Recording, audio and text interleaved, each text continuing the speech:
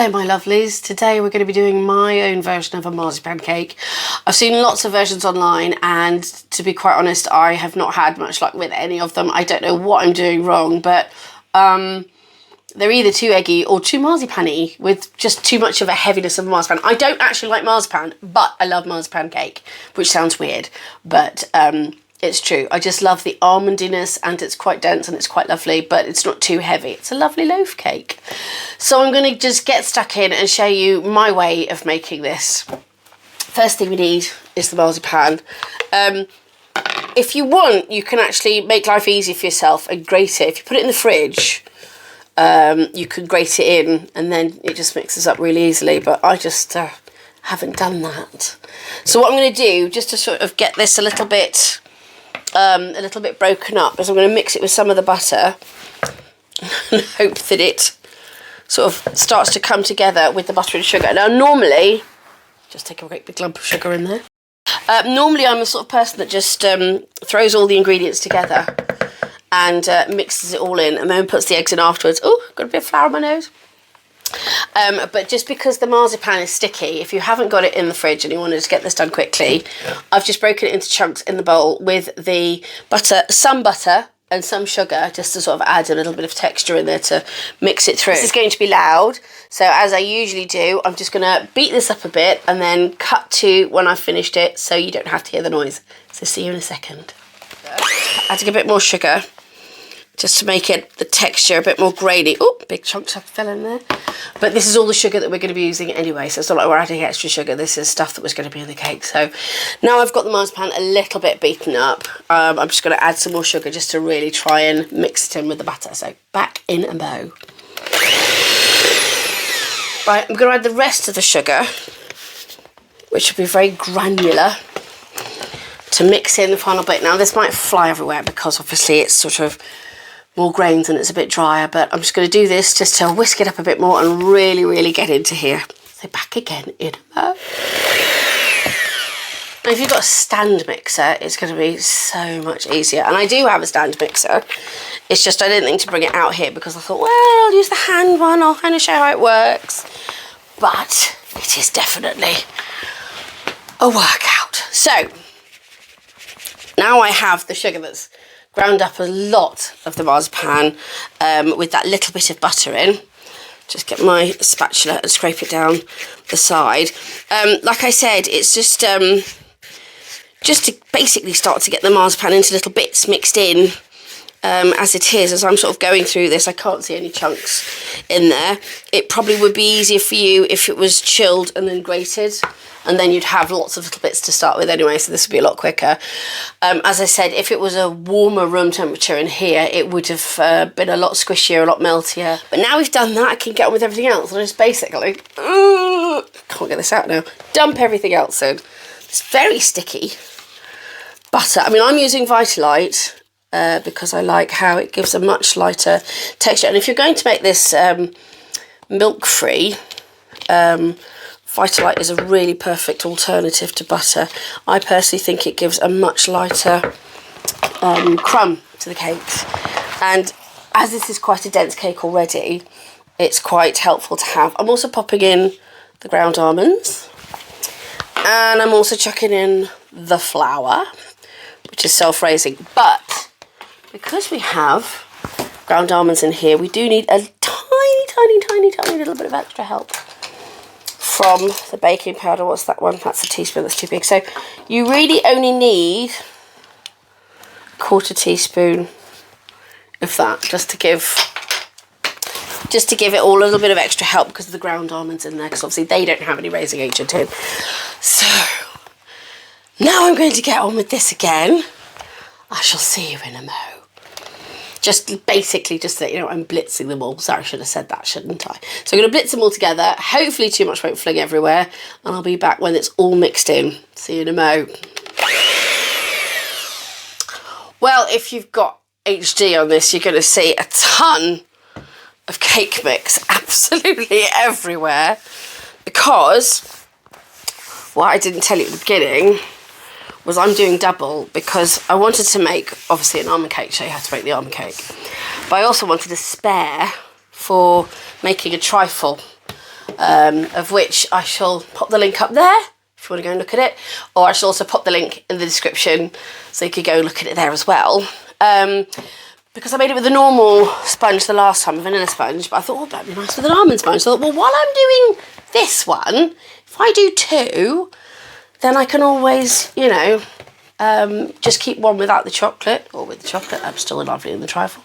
And use that. So I was trying to be a bit cheeky, but the bowl, it's a lot of mix for a little hand blender. I normally do this all in my stand mixer, but as I said, to try and sort of show you the stages, I'm using the hand mixer rather than the stand mixer. But it is a lot of work when you've doubled it up. So if you're capable of, you know, that kind of muscle power, then fair play to you. But if you want to double it up and you've got a stand mixer, may I recommend you do that. Next thing to go in is Moroccan Almond Extract. There we are, managed to say it without stuttering over the words and making them all say something completely different. So I'm just going to plop mine in with the eggs.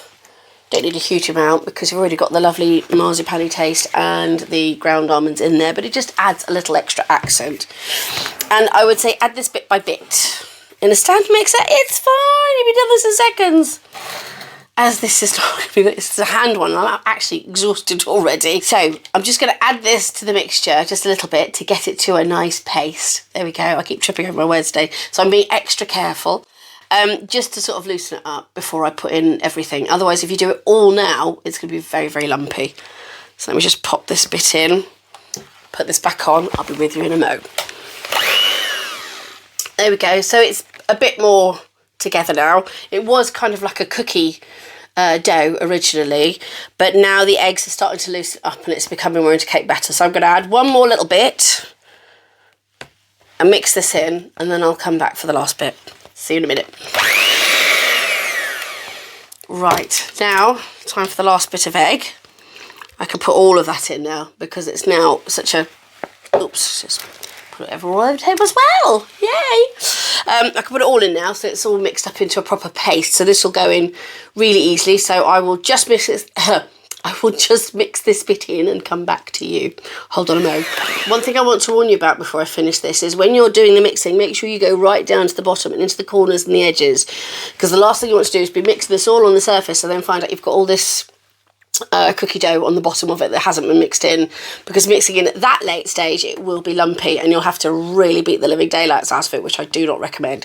So if you can make sure as you're doing it, if you're scooping the bottom, really, you know, going around to the edges, and make sure all the while you're doing this from every stage that you've mixed everything in, then you'll be fine. So I'll get back to finishing this off now. Okie dokes, that's that bit done. Just going to use the spatula to make sure I've got it all, which probably should have checked earlier, but I kind of did anyway. I went with the beaters right to the bottom of the bowl, and as I can see, there are some tiny lumps, but that'll be the marzipan that's already mixed in and nothing else, so that's absolutely fine. They're so small it won't matter at this stage anyway. But yeah, that's all perfectly mixed in. I am going to add a little bit of oil, just a tiny dash, because we've got extra almonds in there, and it'll need just the tiniest bit of moisture, not much. Of course I will measure this out and tell you what that is. That's roughly a tablespoon. It really just is the tiniest bit, just to help it along, just for that little extra bit of moisture you're going to need with those, and that's it. So what I'm going to do is pour these into my loaf tins. I might have made actually a bit too much in this. I'm just testing it. Perfect amount of almond. Actually tastes really vanilla-y, which is strange, but anyway. So I'm going to pop these in my lined loaf tins and then bake them in the oven, and I shall start pouring them in now, and then when they are done I will come back and show you how to do the chocolate topping once they've cooled down. So just put one in there for you just to see what the texture is like. This is proper cake batter, even though, oops, it's just throwing all over the edges in a loaf tin. Whoa! Dearie me, what a mess I make. But yeah, so that's in that one. I'll probably put a bit more in there actually. because although it will rise, I think just sort of like 2/3 of the way up the tin should be ideal, because I'm going to cook it on quite a low oven.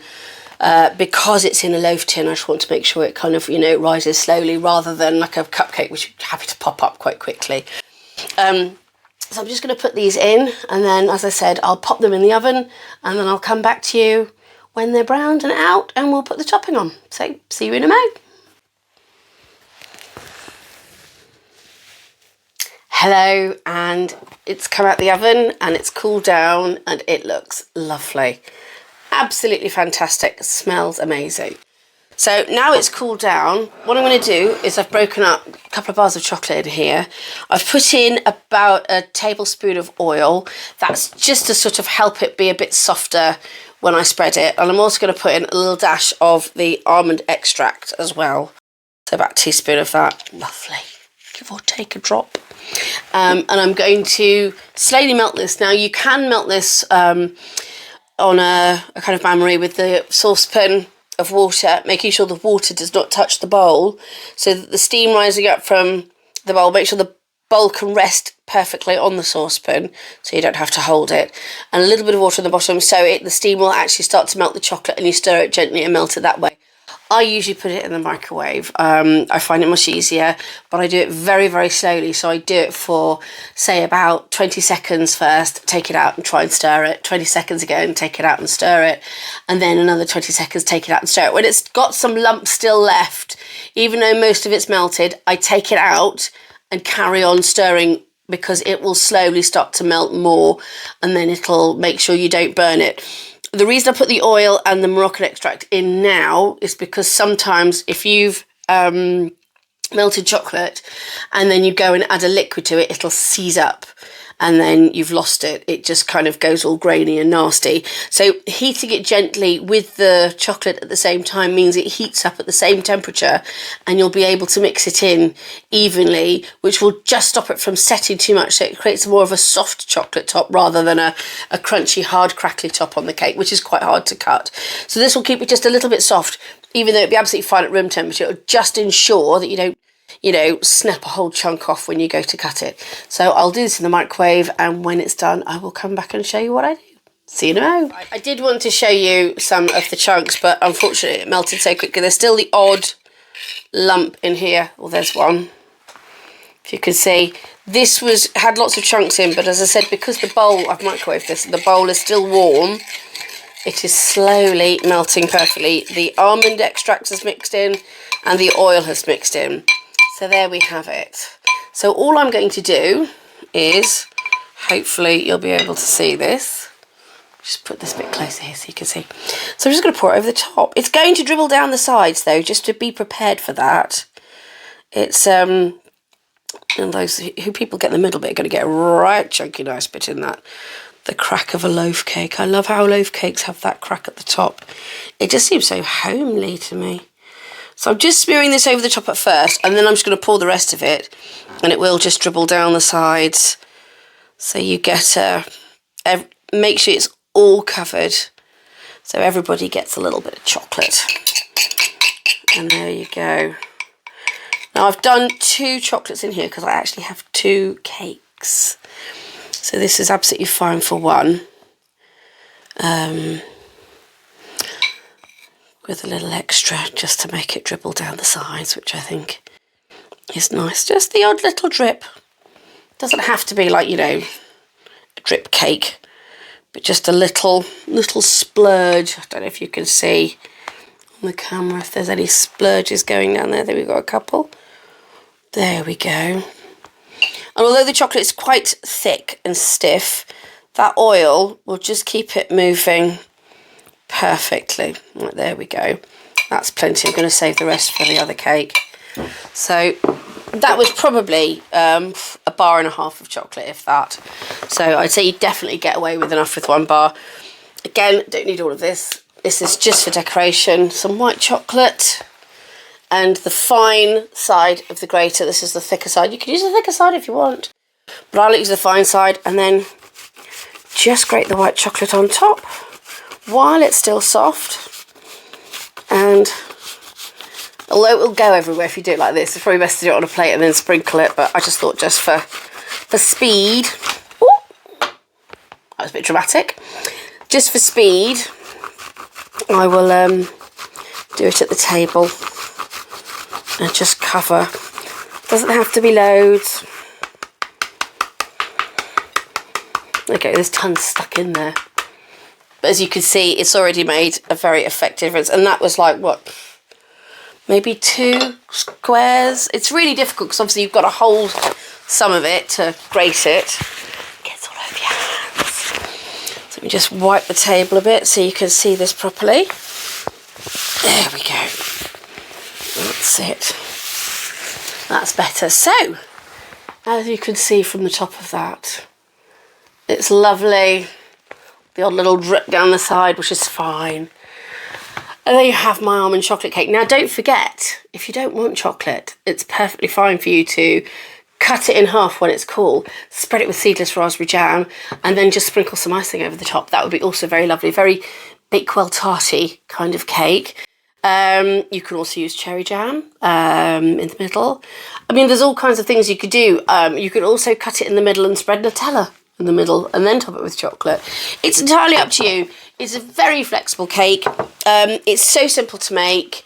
It's my own personal recipe, as you can see, tried and tested. And it works a dream. You shouldn't have any problems with it. If you do, just let me know. Again, thank you so much for watching my video. I hope you enjoyed it and I hope you get to make the cake. If you do and you take some photos, please tag me because I love seeing them. And yeah, I mean, you shouldn't have any problems, but if you do, just let me know and I'll try and see what I can do to fix them. But this is really, really straightforward. So just thank you so much for joining me again, and I really look forward to seeing you on another video. Enjoy this, take care, and see you soon. Bye.